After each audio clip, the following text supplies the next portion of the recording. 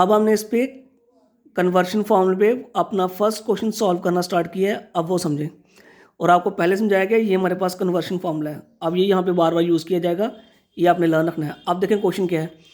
Question आया convert the value of 1 newton into dyne using dimensional analysis. आगे ना वही चीज़ कि आपने एक सिस्टम से कहाँ जाना है, सेकंड सिस्टम में, पर हेल्प किसकी लो, डायमेंशनल एनालिसिस। तो इसका मीनिंग यहाँ मुझे क्या यूज़ करना पड़ेगा, कन्वर्शन फार्मूला। अब ये सीखना है इसको यूज़ कैसे करते हैं और कन्वर्ट कैसे करते हैं। बेटा इन क्वेश्चंस के स्टेप्स लर्न करने हैं। अब देखें फर्स्ट स्टेप क्या होता है। सबसे पहला स्टेप होता है कि आपने यहाँ क्वांटिटी आइडेंटिफाई करनी होती है कि वो आपको फिजिकल क्वांटिटी कौन सी दे रहा है जिसको आपने कन्वर्ट करना है। मैक्सिमम क्वेश्चन में क्या होगा, उसने आपको क्वांटिटी का नाम डायरेक्टली गिवन नहीं दिया होगा, उसने आपको यूनिट्स दिए होंगे। जैसे आपको यहाँ दिख रहा है यूनिट्स कौन से दिए हैं, न्यूटन। तो आपको ये चीज़ समझ आ गई कि न्यूटन किसके यूनिट्स होते हैं, फोर्स के। तो इसका मीनिंग अब आपको यहाँ पे इस क्वेश्चन में ये समझ आ गया फर्स्ट स्टेप में कि जो मुझे क्वांटिटी दी गई है वो क्या दी गई है, फोर्स। पहला स्टेप समझाया। पहले स्टेप में आपको ये आइडेंटिफाई करना होता है कि वो आपको क्वांटिटी कौन सी दे रहा है। वो आप आइडेंटिफाई कहाँ करोगे, with the help of unit से।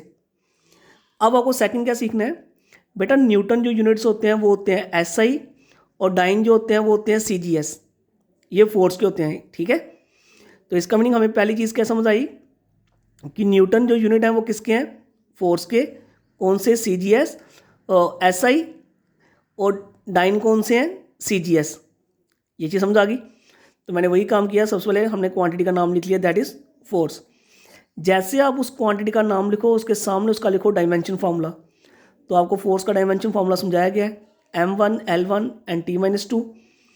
जैसे आपने ये डायमेंशन फार्मूला यहाँ लिखा, अब इसकी बेटा पावर्स को ABC मान लो। M की पावर को A मानना है, L की पावर को B और T की पावर को C। तो A कितना आ गया 1, B कितना आ गया 1 और C कितना आ गया -2। ये स्टेप समझ आ गया।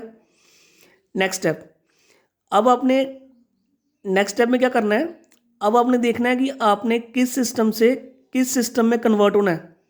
तो आपको यहाँ दिख रहा था कि हमने न्यूटन से कहाँ जाना है, डाइन में। न्यूटन कौन से थे, SI, और डाइन कौन से थे, CGS। इसका मीनिंग हमें SI से कहाँ जाना है, CGS में। तो एक साइड हमने क्या लिख लिया, SI, और एक साइड CGS। बेटा SI में mass is M1, length is L1, time is T1 and numerical value is N1। और CGS में mass is M2, length is L2 and time is T2 और न्यूमेरिकल वैल्यू N2। यहाँ तक समझ आ गया। अब यहाँ पे ध्यान रखना है, बेटा SI में मास किस में निकलता है, kg में, लेंथ किस में निकलती है, मीटर में, और टाइम सेकंड में। CGS में मास ग्राम में, लेंथ सेंटीमीटर में, और टाइम अगेन सेकंड। अब डिफिकल्टी आई N1 और N2 की।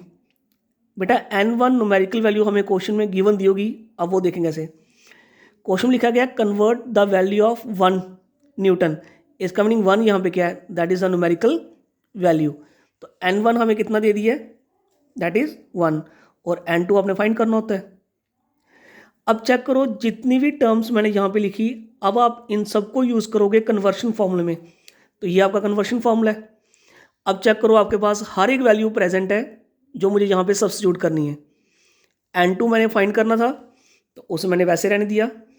N1 की जगह हमने कितना पुट कर दिया, 1, ठीक है। N1 की जगह हमने कितना पुट कर दिया, 1 इनटू M1 कितना था 1 kg, M2 कितना था 1 मीटर, एंड L1 कितना था 1 मीटर, एंड T1 कितना था 1 सेकेंड।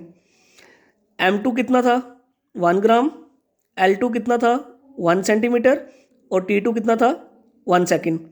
यहाँ तक क्लियर। और पावर ABC हमने लिखी हुई थी वो मैंने यूज़ कर दी, A is 1, B is 1 and C is -2। यहाँ तो कोई डिफिकल्टी। अभी मैंने यहाँ पे कन्वर्शन नहीं की, कन्वर्शन मैं इसके आगे वाले स्टेप में करूँगा, ठीक है। अब देखें कन्वर्शन क्या है। अब देखो क्वेश्चन से आपने कहाँ से कहाँ जाना है, SI से CGS। तो मैंने कौन सी वैल्यू चेंज करनी है, SI वाली या CGS वाली। तो SI वाली चेंज करना पड़ेगी क्योंकि हमने SI से कहाँ जाना है, CGS। इसका मीनिंग जितनी भी वैल्यू मैंने किस में लिखी है SI में, वो सारी किस में कन्वर्ट करो, CGS। तो यहाँ पे SI वाली वैल्यू कौन सी है, 1 kg, 1 मीटर और 1 सेकेंड। तो बेटा 1 kg में कितने ग्राम होते हैं? 1000, तो इसको हम लिख लिया 10⁻3। 1 मीटर में कितने सेंटीमीटर होते हैं? 100, तो इसको लिख लिया 10⁻2। और सेकंड सेम है। इसकी कन्वर्शन तभी करनी जब कहीं मिनट या सेकंड का यूज़ किया गया हो। यहाँ तक समझ आ गया? ये 1 रहेगा, ये बन जाएगा 10⁻3 क्योंकि ग्राम से ग्राम कैंसिल हो जाएंगे ना। अब यहाँ बन जाएगा 10⁻2 और ये 1 ही बचेगा। तो basis are same, powers are added, that is 10⁻5। इसका मीनिंग 1 न्यूटन में कितने टाइम्स प्रेजेंट होते हैं? 10⁻5 टाइम। अब ये चीज़ आपको लर्न रखनी है। इस पे नेक्स्ट क्वेश्चन हम आपको सॉल्व करने के लिए दे रहा हूँ, वो आप सॉल्व करके देखें।